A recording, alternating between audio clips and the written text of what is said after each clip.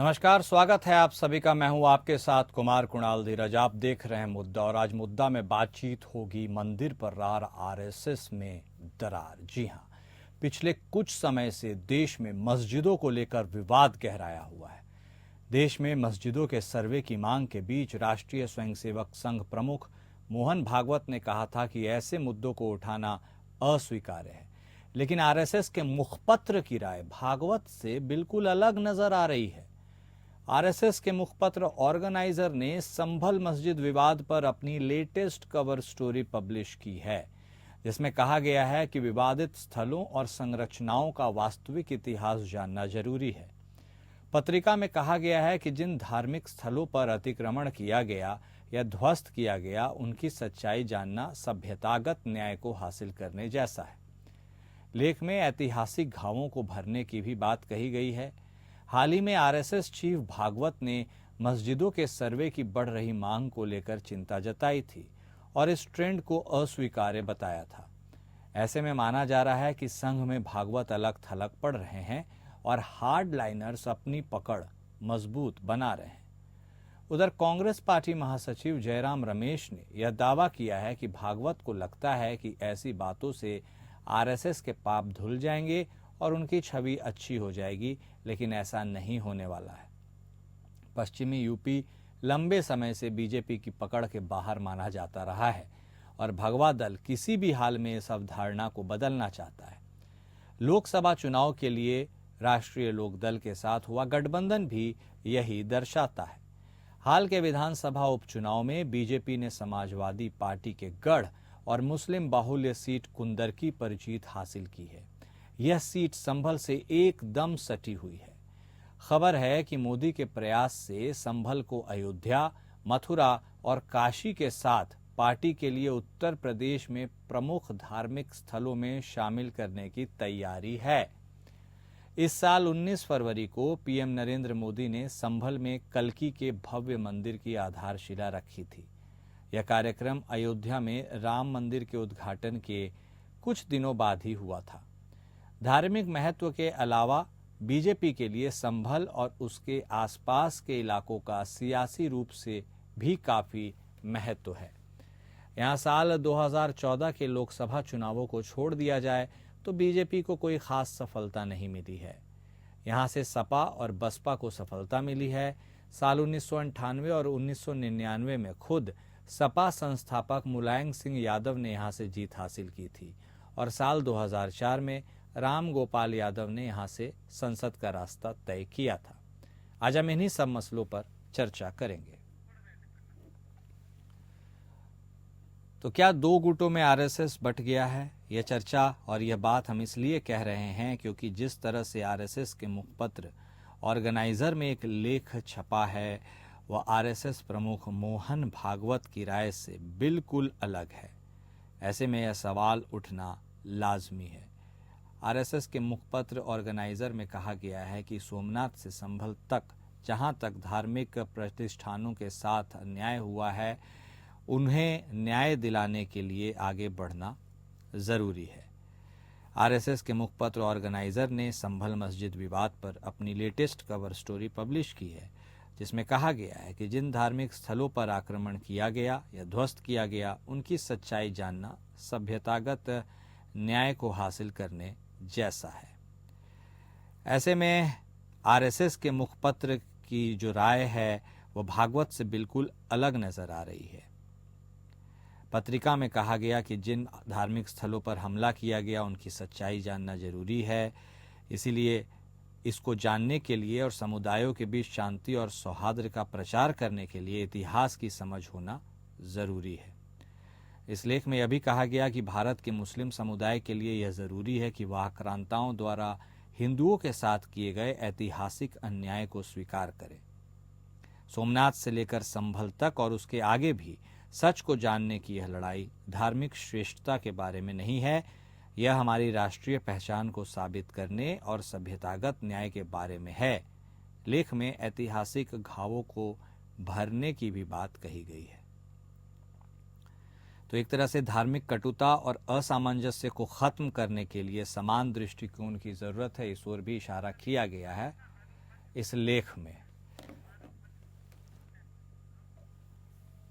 तो मंदिर मस्जिद और आरएसएस में जो राय है उसके कई अलग अलग विभाजन की बात सामने आ रही है और इसी पर आज हम चर्चा करते हैं। हमारे साथ हमारे खास मेहमान जुड़ चुके हैं। हमारे साथ भारतीय जनता पार्टी की तरफ से बतौर प्रवक्ता आलोक वत्स साहब जुड़े हैं, तो वहीं समाजवादी पार्टी की तरफ से बतौर प्रवक्ता पूजा मिश्रा जी भी हमारे साथ जुड़ चुकी है। लेकिन शुरुआत हम वत्स साहब के साथ ही करेंगे। वत्स साहब, आपको लगता है कि अब आरएसएस में भी, उनकी विचारधारा में भी हार्ड लाइनर और सॉफ्ट लाइनर दो अलग अलग धड़े होते जा रहे हैं, या आपको लगता है कि आरएसएस प्रमुख मोहन भागवत को ही अब साइड करने के लिए कोई अलग से नई पटकथा लिखी जा रही? क्योंकि जो आरएसएस प्रमुख ने कहा है उससे तो ठीक उलट उनके जो मुखपत्र है उसमें लेख छपा ऑर्गेनाइजर में, वह कहानी तो बिल्कुल उनके विचारधारा से अलग बताती है।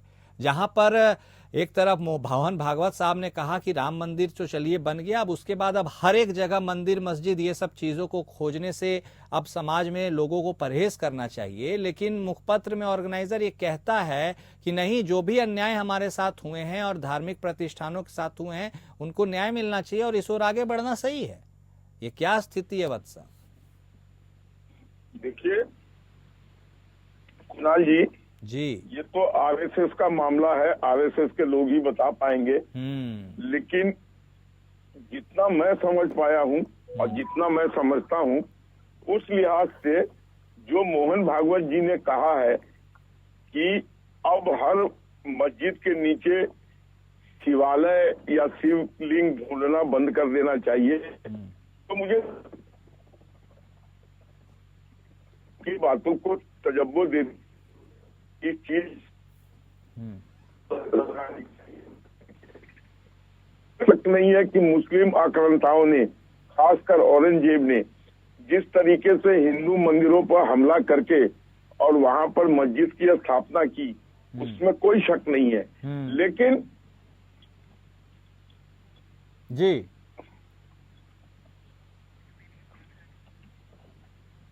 आपकी आवाज फट रही है। नहीं, हम भी आपको सुनने की कोशिश कर रहे हैं, शायद नेटवर्क में कुछ प्रॉब्लम है, लेकिन हम आपकी आवाज को काफी हद तक सुन पा रहे हैं। बोलिए वत्स साहब, कंटिन्यू कीजिए। मेरा कहना है कि इसमें कोई शक नहीं है कि मुस्लिम आकांक्षाओं ने हमारे मंदिरों पर हमला करके वहां मंदिर का निर्माण कराया या बहुतों को ढा दिया।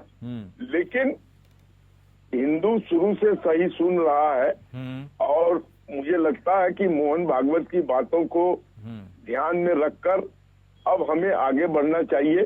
अब जितने भी मंदिर मस्जिद के मामले कोर्ट में चल रहे हैं उसका जो भी फैसला आ जाए वो सिरोधार करके अब ज्यादा इसको तुल देने की जरूरत नहीं है कि इससे समाज का ताना बाना बहुत ज्यादा बिगड़ रहा है और कर रहा है नरेंद्र मोदी। ठीक है, तो अब ठीक है, तो अब हाँ ठीक है, आवाज में थोड़ी प्रॉब्लम भी हो रही है। हमारे साथ पूजा मिश्रा जी भी जुड़ चुकी हैं। पूजा मिश्रा जी, आपका भी स्वागत है। अब राजनीतिक रणभूमि की ओर कुछ बाद में करेंगे, लेकिन सबसे पहले जो सवाल मैंने वत्स साहब से पूछा था वही मैं आपसे भी एक बार पूछ ही लेता हूं। क्या आपको लगता है कि आरएसएस में भी अब दो विचारधाराएं पैरेलली चलने लगी हैं या उसकी सुगबुगाहट हो रही है, एक हार्ड लाइनर की और एक सॉफ्ट लाइनर की? क्योंकि मोहन भागवत साहब ने स्पष्ट तौर पर 19 दिसंबर को पुणे में कहा था कि राम मंदिर के बनने के बाद अब अन्यत्र हर जगहों पर मस्जिदों और मंदिरों को टटोलने खोजने की जो प्रक्रिया सी चल पड़ी है वह समाज के लिए उतना सही नहीं लगता है उन्हें। लेकिन आरएसएस के ही मुखपत्र ऑर्गेनाइजर ने उनकी इस विचारधारा से ठीक उलट एक लेख छापा है और उसमें लिखा गया है कि जो भी हिंदू प्रतिष्ठान मंदिर हैं जिनके साथ अन्याय हुआ है उन्हें न्याय दिलाना चाहिए और उस हिसाब से जो भी अभी जो क्रिया चल रही है न्याय दिलाने के लिए खोजने की मंदिरों को मस्जिदों में, वो एक तरह से उनके लिहाज से ठीक है। तो आपको लगता है कि क्या आरएसएस में भी दो विचारधाराएं अब चलने लगी हैं या फिर मोहन भागवत को ही साइड करने के लिए एक पटकथा लिखी जा रही है? आपको क्या लगता है? कुणाल जी, आपको नमस्कार और पैनल में उपस्थित प्रवक्ताओं को मेरा नमस्कार। देखिए कुणाल जी, जो मोहन भागवत जी का बयान आया ना, वो मोहन भागवत जी का बयान तब तक मैं सार्थक नहीं मानती हूँ जब तक कि उस पर कुछ प्रैक्टिकल जमीन पे ना होता। आपको पता है मोहन भागवत जी ने बयान सिर्फ और सिर्फ इसलिए दिया कि वो पितृ संगठन है भाजपा का, तो भाजपा जो डैमेज कर रही है, जो इस तरीके से सौहार्द खराब कर रही है, तो है नहीं कि ये जो सौहार्द खराब हो रहा है, जिस तरीके से पूरे खुदाई जो है चालू हो रखी हुई है, इससे कुछ बेनिफिट तो निकल करके आ नहीं रहा है। कहीं ना कहीं जो है इससे सौहार्द खराब हो रहा है, माहौल खराब हो रहा है। तो ये जो मोहन भागवत जी का बयान है तो उस डैमेज कंट्रोल करने के लिए, फिर उसके बाद में फिर उन्हीं के संगठन से किसी और का भी और पत्र जो लिखा हुआ है कि नहीं इसमें होना चाहिए खोज, एक विरोधाभास है।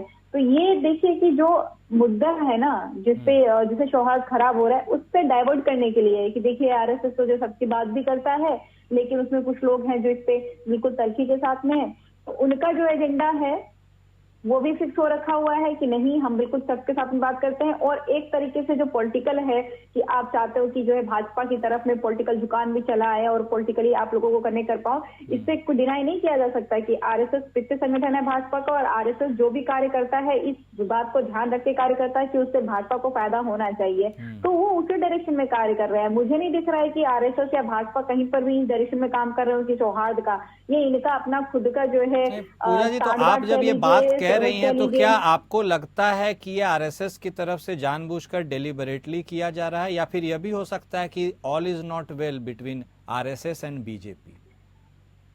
नहीं, ये डेलिबरेटली किया जा रहा है क्योंकि आपको भी पता है कि आरएसएस के और बीजेपी के बीच में ऑल इज वेल भले ना रहे, उनके कुछ भी परख तो है नहीं कि आरएसएस पे जो है खड़ी हो जाएगी और समर्थन करेगी विपक्ष का, या फिर कार्य करेगी इस डायरेक्शन में कि जिससे उन्नति हो। आप सोचिए कि आरएसएस ने जो है उत्तर प्रदेश में, क्योंकि भाजपा सरकार जॉब सृजन नहीं कर पा रही थी, तो आरएसएस ने कहा कि भाई हम जॉब सृजन करेंगे।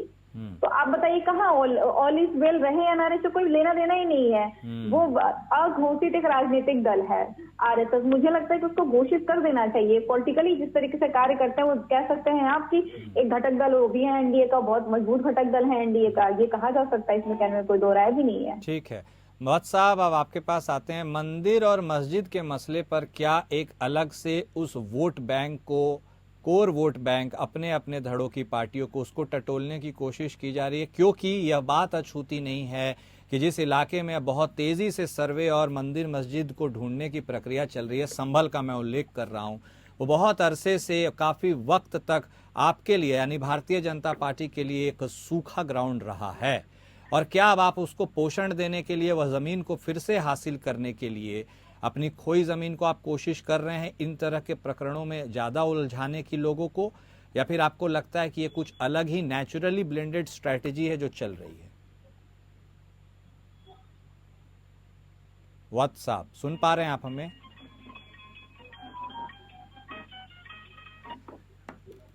वत्स साहब से लगता है फिलहाल हमारा संपर्क स्थापित ठीक से नहीं हो पा रहा है, लेकिन ठीक है, पूजा जी के पास ही आते हुए, पूजा जी वत्स साहब कुछ बोल रहे हैं, एक मिनट। हाँ बोलिए वत्स साहब, क्या आप सुन पा रहे हैं मुझे? हाँ सुन पा रहा हूँ, थोड़ा सा अपनी मैं दोहरा, हाँ एक बार प्रश्न दोहरा देता हूं सर, दोहरा देता हूं। मैं ये बोल रहा हूं कि क्या मंदिर मस्जिद के आड़ में अब आप अपनी खोई हुई जमीन, यानी भारतीय जनता पार्टी अपनी उस जमीन को फिर से पोषित करने की कोशिश कर रही है जहां पर काफी लंबे समय से सूखा है? संभल की मैं बात कर रहा हूं, और संभल आप भी जानते हैं कि विपक्ष के पाले में काफी लंबे अरसे से रहता रहा है। कुंदरकी की सीट भले ही आप अभी फतह कर लिए हों, लेकिन वह पूरा इलाका आपसे यानी आपकी जीत से दूर है। आपको लगता है कि इस प्रकरण को करने से आप अपने कोर वोट बैंक को साधने की कोशिश कर रहे हो, मतलब हिंदू?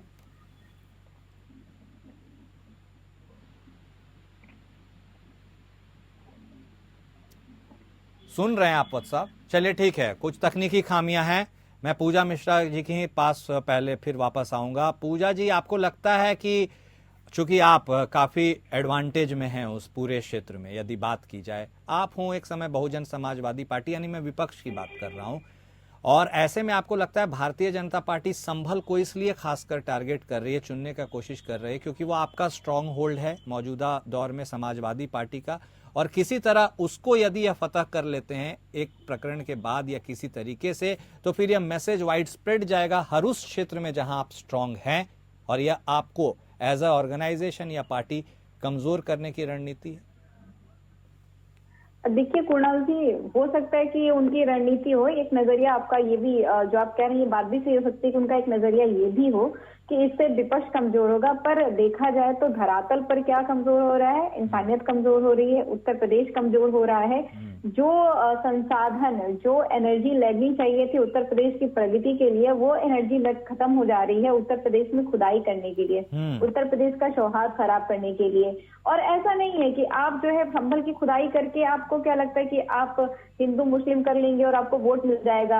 अगर ऐसा होता तो आपको पता है कि मिल्कीपुर का अब तक उपचुनाव हो गया होता, बिल्कुल, और जो है अयोध्या लोकसभा भी भाजपा के खाते में चली गई होती। लेकिन ऐसा नहीं हुआ, क्योंकि उत्तर प्रदेश की जो जनता है, जो आम वोटर्स हैं, जो जिनको वोट करना होता है, वो ये देखते हैं कि जो सरकार है या जो पॉलिटिकल पार्टीज हैं, वो उनके लिए क्या कार्य कर रहे हैं, उनके मुद्दे को कितना रख रहे हैं।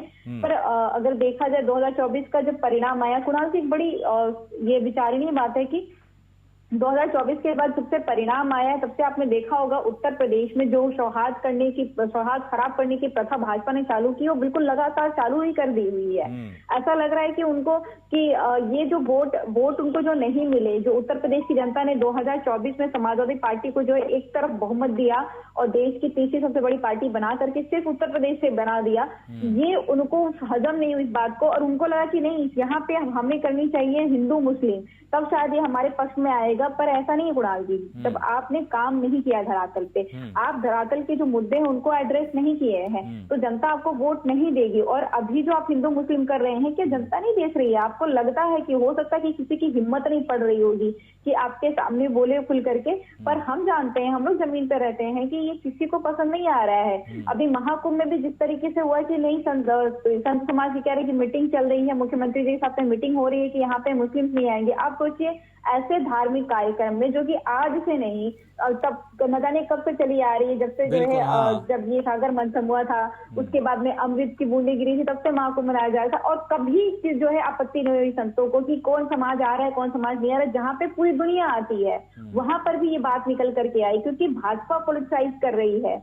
भाजपा इस चीज को जो है करने का बिल्कुल लगातार प्रयास कर रही है, और इसीलिए उत्तर प्रदेश में आपने देखा हो, चाहे बहराइच का मामला रहा हो, चाहे संभल का मामला हो, प्रशासनिक फेलियर हो जाता है और इतने जो है बड़ी दुर्घटनाएं घट जाती है, लोगों की मृत्यु हो जाती है। ये भाजपा का एजेंडा चल रहा है, और इससे देखिए फायदा भाजपा को भी नहीं होने वाला, क्योंकि जनता देख रही है कि आप जो है किस एजेंडे के तहत कार्य कर रहे हैं। ठीक है वत्स साहब, हिंदू मुस्लिम करके क्या वोट बैंक को साधने की कोशिश अब की जा रही है? क्योंकि सबको यह पता लग रहा है या समझ में आ रहा है कि मेजॉरिटी के वोट मिलने से क्या कुछ असर हो सकता है और सत्ता है उस पर काबिज हुआ जा सकता है। तो क्या इसे एक ध्रुवीकरण की राजनीति के तौर पर चीजों को समझा जाए, या वाकई इंटेंशन में यह है कि नहीं, जो पहले हुआ उसका पटाक्षेप किया जाए? क्योंकि विचारधाराएं अलग अलग निकल कर सामने आ रही हैं बीजेपी और आरएसएस में ही। बोलिए। देखिए कुणाल जी, अभी पूजा जी कह रही थी कि हम हिंदू मुस्लिम करते हैं, हाँ, और ये जो मुस्लिम यादव इतने बरसों तक करते रहे, उसका कोई जवाब है इनके पास? और दूसरी चीज, ये कुंभ में मुसलमानों को भेजना चाहती है, तो मैं कहता हूं कि मैं एक जत्था देता हूं, इसको ये मक्का में भिजवा दें दुकान लगाने के लिए। अरे हिंदू तो बहुत सहनशील है, वो जा रहे हैं कुंभ में, वक्ती निश्चित वो जा रहे हैं, ऐसा नहीं है। मैंने कहा ना, नहीं करता है। आप मक्का में भिजवा दीजिए, मैं वहाँ जाके दुकान लगाने को तैयार हूँ। आइए, आपको आवंटन हो जाती है, जमीन चल रही है, आवंटन की प्रोसेस चल रही है ना। आप जो कह रही हैं उसमें जमीन आसमान का फर्क है। वहाँ एक हिंदू प्रवेश नहीं ले सकता है मक्का के अंदर। अगर आपकी जानकारी में नहीं है तो जो हज करने गया है उसको बुला के पूछ लीजिए। अरे मैं दूसरी बात कर रही हूँ, इसमें कोई शक नहीं है। अब आप पूजा जी सुनिए, इसमें कोई शक नहीं है कि मुस्लिम आकांक्षाओं ने हमारे मंदिरों को ढाकर उसमें जबरन मंदिर घुसेरने की कोशिश की, और इसके तथ्य मिल रहे हैं, प्रमाण मिल रहे हैं। ज्ञानव्यापी में साक्ष्य है, संभल में साक्ष्य निकल रहे हैं, और यहाँ पर एएसआई संरक्षित संभल का मस्जिद है, वहाँ एएसआई को उन्होंने सर्वे करने से रोक दिया। तो ये लोग लोकतांत्रिक प्रक्रियाओं को रोककर अपनी मनमानी दिखाना चाहते हैं, जातिगत भावना भड़काकर मुसलमानों को अपने साथ करके ये एक दूसरी नरेशन देश में सेट करना चाहते हैं, जबकि हम लोग सबका साथ सबका विकास लेकर चलने वाले लोग हैं। ठीक है पूजा जी, जितनी जन कल्याणकारी, ठीक है, अब आप प्लीज मुझे बोलने दीजिए। जितनी जन कल्याणकारी कार्य को हमने किए हैं उसमें हिंदू मुस्लिम का भेदभाव नहीं किया है।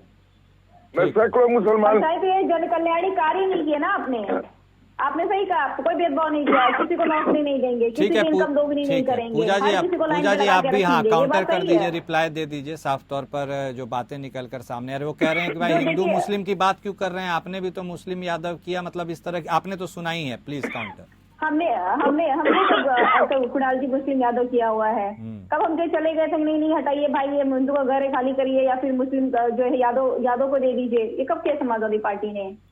ये तो भाजपा करते चली आ रही है ना। अभी संबल की बात चल रही है, तो संबल की जो भी खुदाई में मिल रहा है, ठीक है, वो खुदाई में किसका मिल रहा है ना? आपको पता है कि राजाओं का महल है, वो गेस्ट हाउस हुआ करता था। जो अभी सुरेंद्र बालाजी की पोती हैं, उनका कहना है कि वो गेस्ट हाउस जो है उनके पिताजी ने, सुरेंद्र बालाजी की जो है उनकी जो था वो महल था, गेस्ट हाउस कह लीजिए, वो उनके पिताजी ने किसी अनुजा को बेच दिया हुआ था। उस अनुजा ने, बदायूं का अनुजा था, उसने उसकी प्लॉटिंग की। अब उसको ढूंढे ना, अब जो मालिक है उसको ढूंढने चले जाएंगे। अब इसमें भी आप कह रहे हैं कि नहीं हिंदू मुस्लिम ये आक्रांता है। अरे गलत बात नहीं कहते हैं क्या आप? 1978 में जो है आपकी सरकार रहती है जनता पार्टी की, 1978 से लेकर के 1980 तक जो है आपकी सरकार रहती है। उसमें आपके दो मुख्यमंत्री भी रहते हैं, राम नरेश यादव जी रहते हैं, उसके बाद में फिर जो है बनारसी दास गुप्ता जी जो कि उप मुख्यमंत्री भी थे राम नरेश के समय में। तो आपकी सरकार रहते हुए वहां पे ये सारे कृत्य होते हैं जिसकी चर्चा जो है माननीय मुख्यमंत्री जी करते हैं। और सौहार्द कैसे खराब करते हैं? आप कहते हैं विपक्ष, ठीक 1978 की बात करते हैं, उसके बाद में कहते हैं विपक्ष ने जो है ऐसा किया। ये बड़ी विडंबना हो जाती है। गवर्नमेंट रहती है जनता पार्टी की, कृत्य विपक्ष करता है।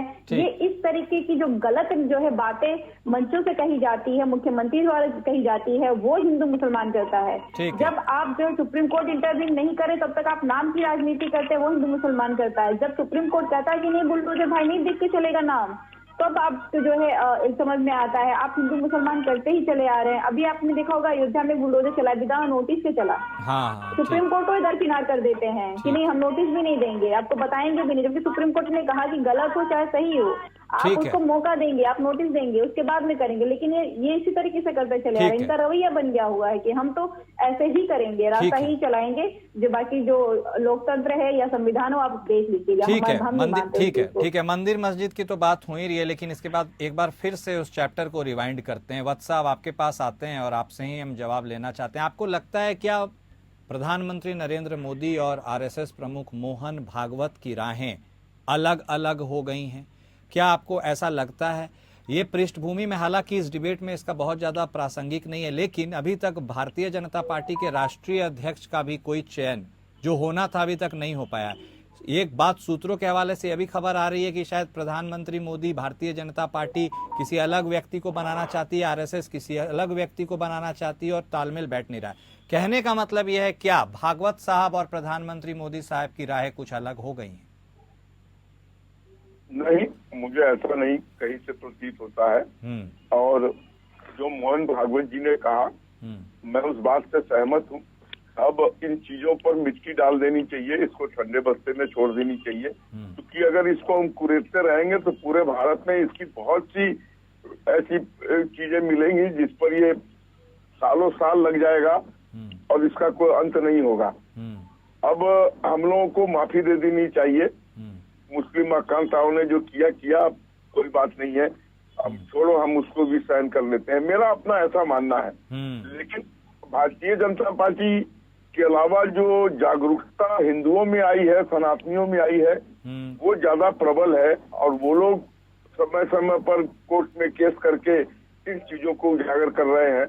उनसे भी मैं अपील करूंगा कि अब आप मोहन भागवत जी की जो बयान है उसको ध्यान में रखते हुए इन चीजों को अब छोड़ लीजिए तो ही बेहतर होगा।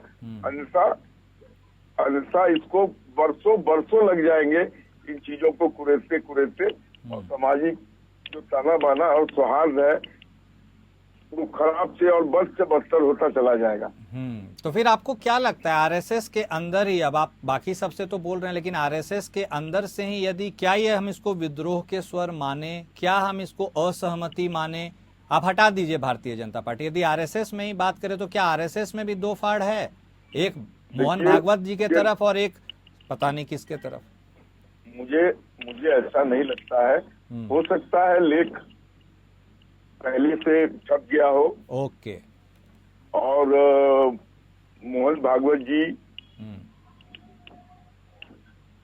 सर्वे सर्वा है, और वो जो कहेंगे वो हमारे आरएसएस जग जाहिर है कि हमारे रीढ़ की हड्डी है आरएसएस। ठीक है बात। तो जो भी वो कहेंगे वो सिरोधार होगा। ठीक है। और मुझे नहीं लगता आरएसएस में उनके वर्चस्व को कोई चैलेंज कर सकता। ओके, क्विक क्लोजिंग कमेंट पूजा जी आपके पास आते हुए, वेस्टर्न यूपी वो एक ऐसा इलाका है जो भारतीय जनता पार्टी को बहुत ज्यादा सुकून बहुत लंबे समय तक या हमेशा एक कंटिन्यूएशन में नहीं ही देता है। क्या आपको लगता है वेस्टर्न यूपी में अपने प्रभुत्व को बढ़ाने के लिए जो भी किया जा सके वह किया जा रहा है ताकि सरकार पर बना रहा जा सके सरकार में?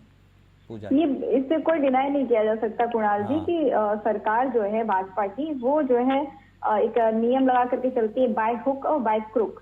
जो है हमें तो रहना ही है। आपने उसका जो है नजारा बाई इलेक्शन में ही देखा होगा, क्योंकि अगर आप बाई इलेक्शन में आप सोचिए कि इलेक्शन कमीशन को वोटिंग वाले दिन एक्शन लेना पड़ा, पुलिस वालों को सस्पेंड करना पड़ा, इसका मतलब भी बिल्कुल दिखता है कि वहां पे किस तरीके से जो है अनकॉन्स्टिट्यूशनल एक्टिविटीज चल रही थी, जिसको लेकर के इलेक्शन कमीशन को भी जो है एक्शन लेना पड़ गया।